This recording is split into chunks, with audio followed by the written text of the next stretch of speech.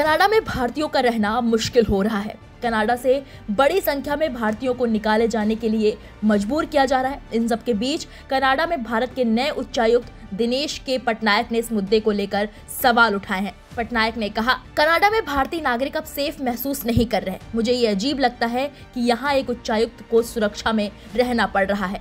कुछ कनाडाई ऐसी समस्या पैदा कर रहे हैं। दोनों देशों के बीच बातचीत में भारत में कनाडाई लोगों की सुरक्षा भी शामिल है। वहीं खालिस्तान के मुद्दे को लेकर कनाडा को दो टूक संदेश देते हुए उच्चायुक्त पटनायक ने कहा कि खालिस्तान का मुद्दा सिर्फ भारत की जिम्मेदारी नहीं है। उन्होंने कहा, कनाडा इस स्थिति को भारत की समस्या के रूप में नहीं देख सकता। ये कनाडा की समस्या है, भारत की नहीं। कुछ कनाडाई लोग ही इस समस्या को पैदा कर रहे हैं, जिसके चलते भारत कनाडा रिलेशन पर भी असर पड़ रहा है। उनका ये बयान ऐसे समय में आया है जब हाल ही में कनाडा की विदेश मंत्री अनीता आनंद ने भारत में प्रधानमंत्री मोदी से मुलाकात की थी। दोनों ने एक संयुक्त बयान जारी कर व्यापार और आर्टिफिशियल इंटेलिजेंस समेत कई क्षेत्रों में सहयोग के लिए हाथ बढ़ाया है। अगर कनाडा से भारतीयों को निकालने की आंकड़ों की बात करें, पिछले कुछ सालों से बड़ी संख्या में भारतीयों को कनाडा से बाहर निकाले जाने की खबरें सामने आ रही हैं। रिपोर्ट्स के मुताबिक साल 2024 में 1997 भारतीयों को कनाडा से बाहर निकाला गया था।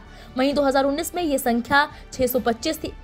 कनाडाई सीमा सेवा एजेंसी के आंकड़े कहते हैं कि जुलाई 2025 तक 1891 भारतीयों को देश छोड़ने के लिए कहा गया है। इससे ये पता चलता है कि इस साल कुल संख्या पिछले साल के आंकड़े को पार कर सकती है। कनाडा अपनी एंटी इमिग्रेशन पुश को लेकर अमेरिका को फॉलो कर रहा है। हाल ही में कनाडा के प्रधानमंत्री मार्क कार्नी ने कहा था कि विदेशी क्रिमिनल्स को देश से निकालने में तेजी लाने की योजना है। आपकी जानकारी के लिए बता दें कि भारत और कनाडा ने अगस्त में ही वरिष्ठ उच्चायुक्त दिनेश पटनायक और क्रिस्टोफर को एक दूसरे में उच्चायुक्त नियुक्त किया। आपको याद होगा कि 2023 में कनाडा के तत्कालीन प्रधानमंत्री जस्टिन ट्रूडो ने खालिस्तानी नेता हरदीप सिंह निज्जर की हत्या में भारतीय एजेंटों और राजनयिकों की भूमिका का आरोप लगाते हुए संसद में कहा था कि उनके पास विश्वसनीय सबूत है, लेकिन उसका कोई ठोस सबूत नहीं दे पाए थे। भारत ने उनके आरोपों को खारिज करते हुए उन्हें निराधार बताया था।